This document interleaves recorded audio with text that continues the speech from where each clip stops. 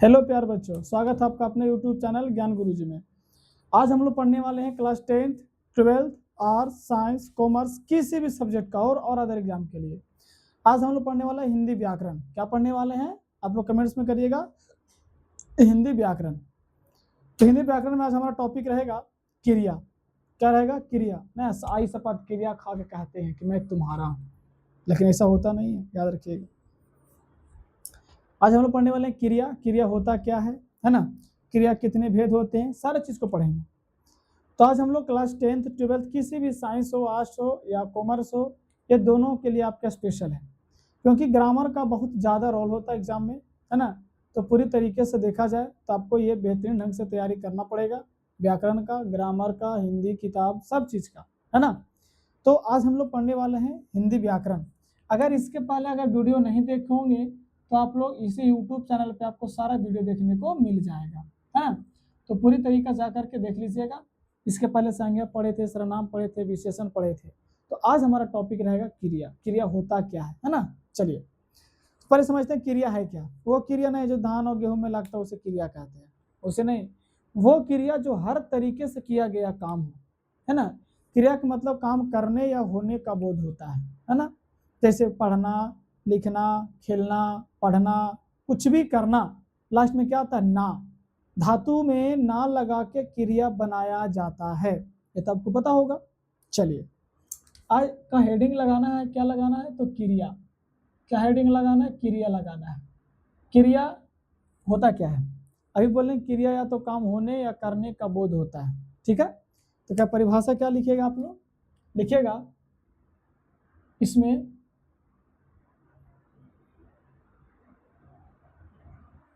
जिस संज्ञा से काम होने या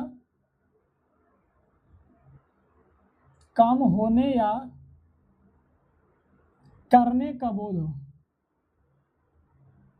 है ना। बोध हो, अब सिंपल भाषा में क्या रखना है? कोई भी संज्ञा के नाम से काम करने का बोध हो या होने का बोध हो, सारा के सारा क्या होंगे? क्रिया होंगे। जैसे एग्जांपल में क्या लिखेंगे हम लोग? खेलना, है ना, पढ़ना, रोना, लास्ट में क्या दिख रहा है? वो खेलना। क्या दिख रहा है? ना ना ना। यानी कोई भी धातु में ना लगा करके क्रिया बनाया जाता है। क्रिया के दो भेद होते हैं। अब सबसे आसान टॉपिक है बाबू, पूरी तरीके से एग्जाम में तैयारी कर लीजिएगा, है ना। क्रिया के दो भेद हैं। पहला हमारा आकर्मक क्रिया और दूसरा हमारा है सकर्मक क्रिया।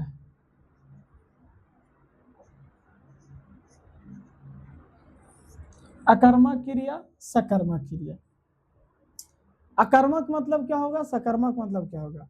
अकर्मक के मतलब होगा अगर काम तो करेगा लेकिन किसी के बारे में पता नहीं चलेगा। हम बोले कि हम पढ़ रहे हैं, लेकिन हम क्या पढ़ रहे हैं? ऑब्जेक्ट नहीं मिलेगा। जिसमें ऑब्जेक्ट नहीं मिलेगा वो आप समझिएगा कि वो क्रिया तो होगा लेकिन वो अकर्मक क्रिया में होगा।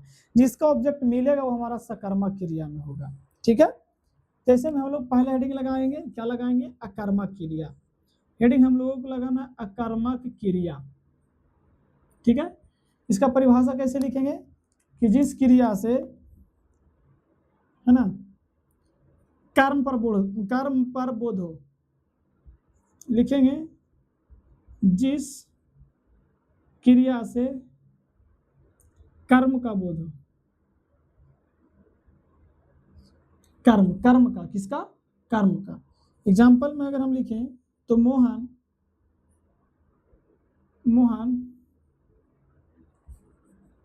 पढ़ता है। दूसरा, सीता जाती है। पहले दोनों को डिफरेंशियल लिख लेंगे, उसके बाद हम लोग इसका कंपैरिजन करेंगे, ठीक है। दूसरा हमारा सकर्मक क्रिया। सकर्मक क्रिया क्या कहता है? जिस क्रिया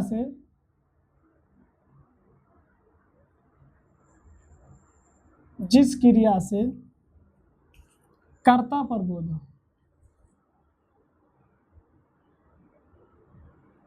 एक मिनट, ये आपका कर्ता, ये कर्म नहीं होगा, ये कर्ता होगा, ठीक है, ये कर्ता होगा और ये आपका कर्म होगा। जिस क्रिया से कर्म का बोध हो, जैसे एग्जाम्पल में लिखे मोहन घर जाता है, ठीक है। दूसरा, सीता स्कूल जाती है, ठीक है। ये दोनों था। फिर से ध्यान देते हैं, क्या पूरा पढ़ते हैं। क्रिया कहता क्या है कि जिस संज्ञा से काम होने या करने का बोध होता है उसे क्रिया कहते हैं। जैसे में खेलना, पढ़ना, रोना, ठीक है, हंसना, गाना, कुछ भी। क्रिया के दो भेद होते हैं, अकर्मक क्रिया, सकर्मक क्रिया। अकर्मक क्रिया क्या होता है? तो अकर्मक क्रिया कि जिस क्रिया से कर्ता का बोध हो, जिस क्रिया से किसका बोध होता है? कर्ता का। जैसे में मोहन पढ़ता है, अगर सवाल पूछे तो मोहन डायरेक्ट क्या करता है? पढ़ता है। सीता क्या करती है? जाती है। लेकिन कहाँ जाती है? मोहन क्या पढ़ता है? जवाब मिला? नहीं मिला। मतलब कि किसी चीज का जवाब नहीं मिले तो वह कर्मक, और किसी का जवाब ढूंढने पर मिले वो सकर्मक। जैसे मान लीजिए तुम किसी को बोल रहे हो मैं तुम्हें चाहता हूं, वो कहता तुम धत, तुमसे बढ़िया मिलेगा। वही कहा देता है कि जब किसी को जवाब ना मिले तो अकर्मक, और जब किसी को जवाब मिले तो सकर्मक, ठीक है। जैसे एग्जाम्पल हम बोले मोहन पढ़ता है, कौन सा पत्र पढ़ता है? कौन सा लेटर पढ़ता है? प्रेम पत्र पढ़ता है, कोई और पढ़ता है, तो प्रेम पत्र से दूरी रहिएगा, है ना। चलिए, सीता जाती है, ओ सीता कहाँ जाती है? स्कूल जाती है, घर जाती है, कोई जवाब नहीं। जब कोई जवाब नहीं मिले तो समझिए कर्मक होगा, और जब किसी तरीके से जवाब मिले तो हमारा सकर्मक होगा। क्लियर? जैसे जिस क्रिया से कर्म का बोध होता है, जैसे मोहन तो जाता था लेकिन कहाँ जाता था? घर। सीता जाती थी, कहाँ जाती थी? स्कूल। क्या जवाब मिला कि नहीं मिला? जब जवाब मिले तो सकर्मक, जब जवाब न मिले तो अकर्मक। नहीं बोलते हो जवाब मिलेगा तो राम राम, और नहीं मिलेगा तो जय सिया राम, है ना। उसी प्रकार से इसमें भी है। तो लेकिन एक तो पता चीज होना चाहिए, ठीक है। तो क्रिया क्या हो गया हमारा? आज समाप्त हो गया। सकर्मक क्रिया, अकर्मक क्रिया पूरी तरीके से हम लोग पढ़ लिए हैं, ठीक है। तो अगले वीडियो में हम लोग जो भी अगले पार्ट होंगे उसके बारे में पढ़ेंगे। आज भर इतना ही, अगले वीडियो में अगले पार्ट्स में मिलेंगे। जय हिंद, जय भारत।